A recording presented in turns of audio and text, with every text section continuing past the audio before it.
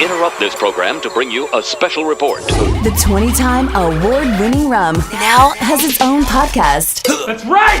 We can't have anyone freak out there, okay? You gotta keep our composure! Hosted by WIGNZ. I don't know who that is, and I don't care to find out. In this episode, WIGNZ talks with producer, DJ, and dubstep legend Caspa.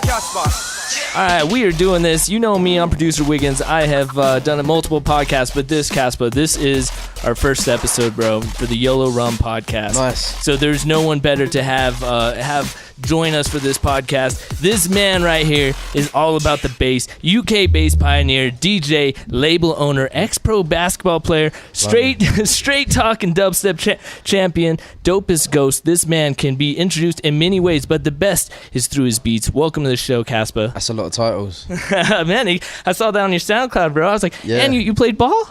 Yeah, I used to play basketball. It feels like a while ago. It was 15, 20 years, 15, yeah. You don't need to it was a while yourself. ago. Yeah, it was a while ago. Yeah. It was a while ago. But yeah, I did. I was a hard baller. Wow. Got to play for my country and I got to get a scholarship to come out to the States and stuff. Wow. But yeah. So what happened? You just shoulder injury. Ah. Yeah, and then it was like surgery and taking 2 years out, and by then it was kind of like, you know what? Let's just try something else. So music, is that what happened? Music's just in the family, really. Like dad's record collectors, and growing up in London, it's just a lot of dance music. It was just natural on pirate radio stations and just kind of everywhere. So I just kind of naturally fell in love with it through like UK garage. Yeah. And then kind of as it progressed onto sort of dubstep, was right at the sort of forefront of it. Did you do music before ball, or was No, not really. Used to listen to a lot of music, but never. I don't even play an instrument now. I can't play an instrument. Yeah. So would you just hear it? What inspires you? What gets you to that mode of being able to create? Yeah, I don't know. So, weed helps a little bit sometimes. Alcohol, I can't write on alcohol. I just kind of get really frustrated but no, I just living in London kind of gives me a lot of inspiration. Yeah. And it's a crazy city, has a lot of different cultures. You meet a lot of different people. So yeah, that kind of gives a lot of inspiration. It's a very fast pace. There's a lot of new things coming and going, and that's kind of how dubstep evolved in London. It was really small community and then just exploded. And you're a pioneer of it out there pretty much. Not the pioneer. I was just a part of a group of people that kind of helped push it forward and get it recognised. Yeah. But I would never say I was the pioneer of it. You know what I mean? Yeah. That's a big statement. Yeah, you know what I mean? Who's the pioneer of jazz? You could have a massive statement about that. It's like, wow. Yeah. So just a part of the movement. You know what I mean? Yeah. And well, you're here in 420, so no better time to get motivated out in the Mile High City than that's it, man. Yeah, trying to keep it moving, trying to get 2 stones. Yeah, what is Colorado like? I mean, do you feel? I mean, you're from the UK, so is it kind of that Amsterdam vibe out here? I mean, it's not to that level, but what do you feel about Colorado? It's a bit nicer than Amsterdam, to be honest. Okay, a little bit cleaner. A little bit more friendly. Yeah, you know what I mean? Cheaper. Yeah, a lot of reasons to come. Yeah, I mean, I lived here for almost 6 months in 2014. I moved here. Was that right when it legalized? Coincidence? Do you know what? It actually was a coincidence. Okay. And I remember moving there, and it was the first day. It was like, yeah, you can just go into the shop and show your passport. And I was like, this is a great coincidence. So I was like, in a lot of shops, I was like the first Englishman.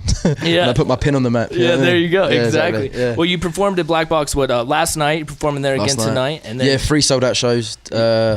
Last night, tonight, and tomorrow. But you perform all over the world. Yeah. And then you just got done performing at doing a set over at Mixed Up Creations. Yeah, man. You said that was your first time kind of... Yeah. Because Mixed Up is a head shop out here in Colorado, if you don't know. So that was kind of your first experience in that environment? Yeah, people were telling me it was like one of the originals. Yeah, it was. Phil, the owner of that, he started that, and I mean, he's just a pioneer in a lot of things that he does. Yeah. And he does deserve that statement, at least for that, because it was kind of one of the first. I mean, it's in a territory that no man has gone before, and he's done it. And then you're there doing your set. That's what dubstep was about too. Yeah. Do you know what I mean? We was doing stuff that no one else was doing, and kind of it was just very, very small. And then when it becomes something, it literally spread like a virus, and it's everywhere. And Denver was a place that really popped off for it. And for me, it's like Denver's like the capital of dubstep for America. Yeah, for sure. And you've been all over the world, so that's a huge kind of statement to make right there. Yeah, and doing like little installs like this. I mean, back in the UK, we used to do stuff in like little record shops. you know, we sell our records and CDs and go in and just play a set and get everyone down, give them drinks. Yeah. It's a nice vibe, and you kind of connect with fans, and sometimes it's very impersonal in clubs, you know what I mean, or on stages or at festivals. So to do something very intimate and vibey and free, like I'm all about it if it's in the right situation. So to mix it with a head shop, I'm a smoker, so it all worked out. But it works out. I have to give much respect to you, Caspa, because most people can get to a certain level and not be friendly to everyone else. And you walked around that store, shook everyone's hand that came up to you, took pictures with everyone. It's nice to see that you can make it to that level that you're at. Yeah. Still kind of be a little modest about it, but still be so down with the people. I've got some very good people around me that like to pin me down. Yeah. Keep my head from floating away, so it's good. Yeah. Yeah, keep the ego away. Yeah, no, you got to do that, man. So you're going to Vegas, right? EDC? Yeah, doing EDC this year solo. I've done it my first time with Rusko in 2016. Yeah. So back this year, doing the Bass Rush record stage. It's a new stage. That's a tongue twister right there, man. Yeah, exactly. Especially after some of this rum. Some of the Yolo Rum, Feeling that, it's going straight to my gut, man. Yeah, no, it'll do that for you, especially out here in that altitude if you're not used to that, man. Shit, so, we'll pace it, man. You got to get, like you said, you got to do your set got a show tonight, Yeah, you got to kill it up there. So, but what else is next, man? You got a lot of stuff going on. Yeah, I've got my album. Well, it's kind of an album. It's a music that I've started releasing like once every 2 months. I was releasing tunes over the last sort of year and a bit, and I finally got the final piece of it all together. So it's called Vibrations. So that's gonna kind of come out probably next month now. Yeah. That, and then I've got so much new music. It's just planning when to put it and how to do it, and doing shows. I'm just kind of picking shows that I want to do. Like, people wouldn't expect me to go and play at the Black Box because it's such a small capacity club.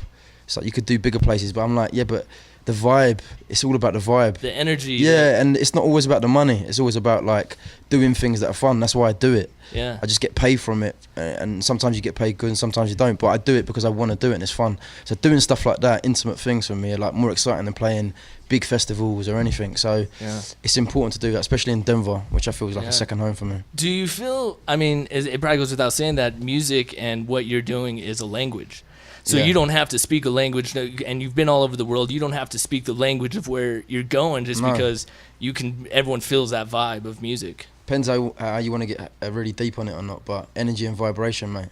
Yeah. That's the language in itself. You don't need any. You know what I mean? Oh, let's go down that rabbit hole, man. You know what I mean? How long we got here? We get Alex Jones over here, you know what I mean? Yeah, no, none of him, man. But I have seen that cat, man. I'm just looking at the suit. That's all it is. Yeah. Oh, yeah, the suit, man. I wore the suit just for you, son. I was like, oh, I'm meeting Caspa. I got to throw it on. Yeah, so there you go, dude. Well, that's exciting, man. You've done a lot of stuff. Who inspires you musically? Like, you said that you've come from that musical family, but or you just listen to it. What is it that you've listened to, or what gets you going? I mean, I still fight with that because I don't know really. I do and I don't. It's as I get older, I realise what inspired me later on.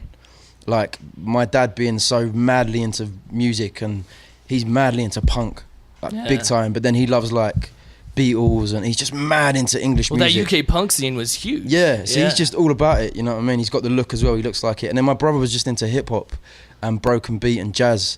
So his record collection was like Gangstar, Mobb Deep, Wu-Tang, Talib Kweli, all that kind of stuff. So, and then living in London, having just hardcore jungle, drum and bass, UK garage. Yeah. It's like progression of dance music. That around me just inspires me to do what I do. Yeah. So when you're in your car, what are you gonna throw on? Do you need something to motivate you? Do you listen to your own stuff? I don't want to sound egotistical, but it's always my own things because I'm just trying to listen to the mixes. Yeah. You know what I mean? Does it work? How does it sound in the car? Yeah. I messed up there. Yeah. So you're like, shit, I need to turn the snare up. Nah, it needs more bass. Always more bass. Yeah. More bass. That's my wife is a huge fan, and that's what she says. He's all about the bass. Yeah. More bass. More bass. She texts me that in all in caps. So she's like, make sure you say that. I was like, all right, I got you. That's what it is. Yeah. But yeah, you know, I mean, my wife's a jazz singer.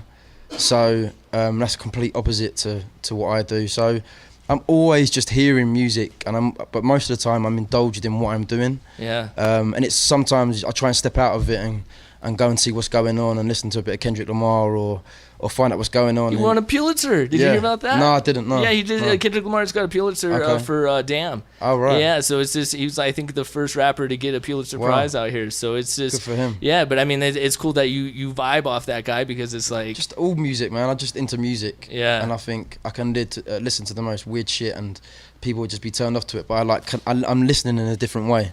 Yeah. Especially when you're a producer, you kind of like listening for samples. You're like, can I sample this? Can I rip this? I'm gonna use that. Exactly. Do you have to ask for permission? How does that work? No comment. Yeah, all right. My bad. We won't go down that rabbit hole either. You know what I mean? Exactly. Hey, well, Caspa, I appreciate you coming out, hanging out at Mix Up Creations, Black Box. Just anytime you come to Mile High City, we will take care of you. Always got you with that Yolo Rum. And I don't think for episode 1 of our podcast, I don't think we could have had a better guy to kick this off. Someone's got to top this. Yeah. All right. Just let them know who started first. No, you're the pioneer of this. How about that? You're the pioneer of this. There you go. Yeah, Thank you, man. Hey, one question I do have is Rusko, his health, he went through it. He's 100% cancer free now. Yes, I believe so, yeah. And so did that I mean, you guys are boys. Did that have any play on you emotionally? Like, how did that... That whole journey was just crazy because we when he moved to the States and I was in the UK, we just was on this kind of crazy journey, both doing individual things, and we never got a chance to really reconnect. And when he moved back to London in 2015, back to the UK, we just linked up and we just started talking and hanging out again like we did before, writing music. Yeah. And then we just started doing shows. And then we'd done a run of shows together, and we had our last show, and naturally we didn't book anything else in. Yeah. And then in that time we had off, that's when he got the news. Yeah. It was almost how it happened was so crazy. And then he's fully recovered now, and I think he's out just kind of working on getting himself back because he loves the music. Yeah, he's a musician, you know what I mean? That's what he does. So give him our best, man. He was here for 420 last year. You're here for 420 this year, and just go have a good night. And just anytime you're back in Mile High City, we got you. All vibes, mate. Caspa on the Yolo Rum episode 1 podcast. Thank you, my man. Big up. The Yolo Rum Podcast app is coming soon. Until then, listen and download wherever podcasts are available. Thank you to our sponsor Black Box for this interview with Caspa. Visit YoloRum.com for recipes, investing opportunities, and locations where you can find Yolo Rum.